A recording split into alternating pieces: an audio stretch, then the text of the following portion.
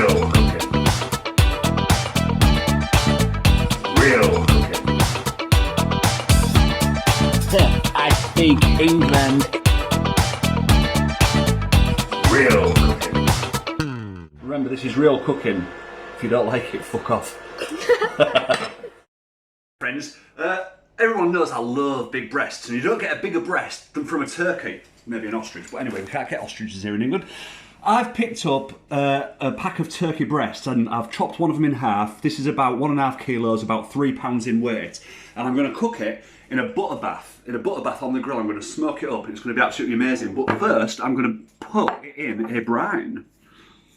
So all I'm going to do, it's really simple, this brine. I'm not doing anything really exciting with it because as I'm doing it in a butter bath, I want it to be nice, tasty, white turkey meat. So I'm not going to put any sort of Prague powder or sugar in because that could end up turning the turkey into a bit more like turkey ham, which we don't want. So we're doing more like the traditional turkey. I've never actually smoked a turkey breast, or a turkey in fact. So there we go, about a pint and a half of water into that 2 tablespoons of sea salt. So that's not going to over salt it. Get your chunk of breast. Look at that beautiful meat. Absolutely every single bit of that's edible. So there should be no waste. Put it into a bag and then pour your brine over it without spilling it everywhere. You might end up with a little bit of residue of salt. Swirl that round. Ah! Bang it in. Got everywhere. Bang it all over the floor. This is real cooking. I'm trying to go fast for you guys. Right, anyway, so we popped it in a brine. 2 tablespoons of salt into 1.5 pints of water, not including what we spilt everywhere. I'm now going to leave it for about 3 to 4 hours just to soak up that brine. We'll catch up then. Bye-bye, friends. Right, so we've had about a bit more than 4 hours, about 4.5 hours. So I'm just going to drain off this brine. When I said soak it in, I didn't mean it's actually going to soak it in, but the meat itself does actually absorb a lot of the salt. I mean, I don't know if you can see, but you can see how much more flexible and malleable that meat is. Generally, I'm not a washer of poultry because that's dangerous. You get like poultry juice everywhere. But when it comes to a brined piece of poultry, I always do. I always just rinse off that salty solution that's going to be stuck to the outside, just so it isn't over salted. Right, and that's that. That's all I'm going to do to it. Let it drip off. Right, and I'm going to pop it into a pan like this. Take it out.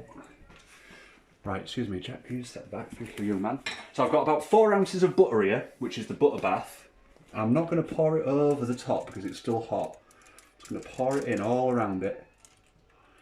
I'm not seasoning this meat at all. I'm just going to allow the brine and the butter to do their work. And that's that. Right, come on, sunshine, let's go and bang it on.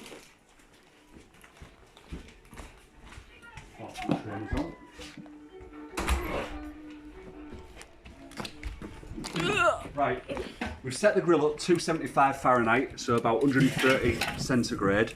I'm just going to put this indirect. I'm going to throw a bit of hickory on there. So we get a good bit of hickory smoke. You can use pecan if you want, or a bit of oak. I'm going to do it indirect in that butter bath for about an hour to an hour and a half. So we'll have a look at it then. Watch out! He's got his probe!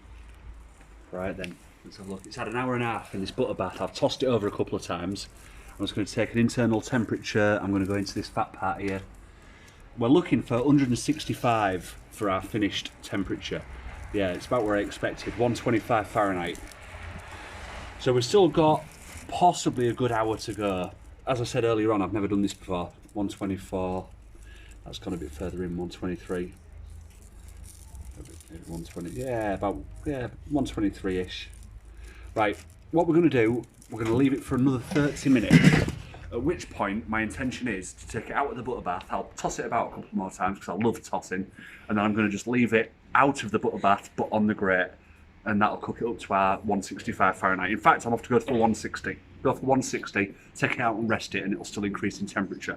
That way we're up to the USDA, United States Department of Agriculture. Right friends, so we've actually had about 2.5 hours in this butter bath. I was thinking about 1.5. We're looking for an internal temperature of about 160 Fahrenheit for the finish. That's when we take it off. So we're rocking around 155. Maybe rising a little bit. That's right in the centre there. Yeah, this is pretty good. Oh, that's just being silly. So we're about 155, 156 Fahrenheit internal temperature. That's been cooked in the butter bath for about 2.5 hours. So what I'm going to do, I'm just going to shut that. Oh man, this is going to be amazing, Jack.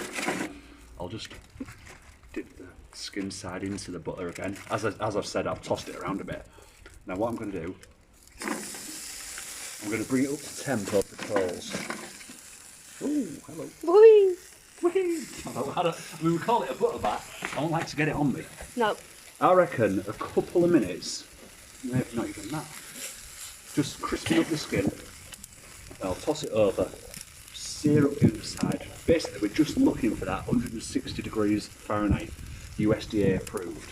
Even though we live in England, over here we don't really give two about that. But the only place that, if you ever Google the temperature of internal temperature of meat, the only place that does it, as far as I'm aware, is the US Department of Agriculture. We've seared it up a little bit. We've raised it up, we've just checked it, it's about 157. Go on, we'll just have a double check. Into the thick bit.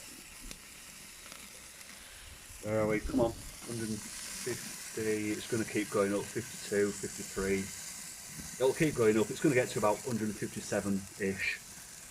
I'm going to take this off now and wrap it up in foil, and it will continue to heat up until we get to a decent temperature of just under 165, or, I mean, if you're really bothered about what the USDA says, then trust me, keep it on, it'll be dry and shit.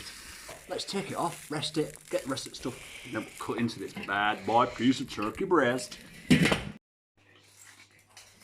Right friends, so we've had, my goodness, watch the video and tell me how long I cooked it for, because I can't even remember it's been that long. I reckon it was about 2.5 hours plus a bit of searing up. Now, looking at it, the skin is a bit leathery, so in future, if I ever do smoke a turkey breast again, which I might well do, if anyone wants to watch it, you're more than welcome. I'll take it off and season it. I might do a bit of a proper barbecue rub sort of version. But anyway, let's get to cutting this beautiful piece of turkey. So, with like one breast. So you'd think that the best way to cut it would be this way.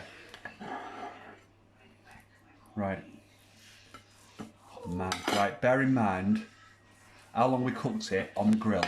Look, you've got a bit of a smoke ring going on as well. So this is going to have a good bit of hickory smoke going on. I can't wait to go to work tomorrow because I'm pretty sure I'm going to have some turkey salad sandwiches. You can cut it as thick or as thin as you want. Look at that. Look, that is moist. It's flexible, it's juicy, it's good. That is good turkey. I'm cutting it about, what, 5mm, 1/4 inch, just under. So what we'll do, right friends, I don't know what to do here. I'll take that, go on. If you want to watch it, watch it. If you don't, fast forward or press stop or whatever. Do you want a bit all? Yes. Yes please, Daddy. Yes, please. Good boy. Look at that smoke. I can actually smell the hickory going on. Look at that juice sticking out. You'll have a good bit, won't you all? Because you don't really eat much. That's all it is. Potatoes, sausage wrapped in bacon, and turkey. And hickory. Jack, at least you've got a good bit of stuff. Yeah, we're going to play it. We don't care. And another slice. I think that'll do for me for now. Right then. There you go. Now that is... Do you know how much it cost me, this turkey breast? It cost me £2 a kilo. £2 a kilo, so about £1 per pound. So have a couple of Yorkies. So it's like next to nothing. And there is no waste. It is all, apart from the skin, which we're not really going to do out with, apart from maybe make a pair of shoes. Right, I'm off to sort yours out in a second, boys. But there we go. We've got the gravy. Pour it all over. What we got? Doobie doobie doobie doobie doobie. Yeah, alright. Everything we eat tastes of gravy. But, Yeah. Come on. Doing it Yorkshire style. We've got a knife and fork. Oh, Ollie. Right then, friends. So, this turkey, we know we've cooked it. I highly recommend having a go because we don't eat enough turkey in the United Kingdom. We eat it at Christmas, and that's because people say it's rubbish. The reason for that is because people don't know how to cook it. That's the serious point. I'm off to leave the link in the description to a video that I did, oh man, 1.5 years ago, which shows how to roast a whole turkey. You will never, ever look at a turkey again Right. Man. That is good turkey. Boys, that is good. Butter basted, seared up, rested, drowned in gravy. Can't go wrong. Right, we're going to move on. Friends, have a go at it. You'll enjoy it. Try it. Do what you want to do. We love you all. Bye-bye, friends. Bye-bye. Bye-bye, friends.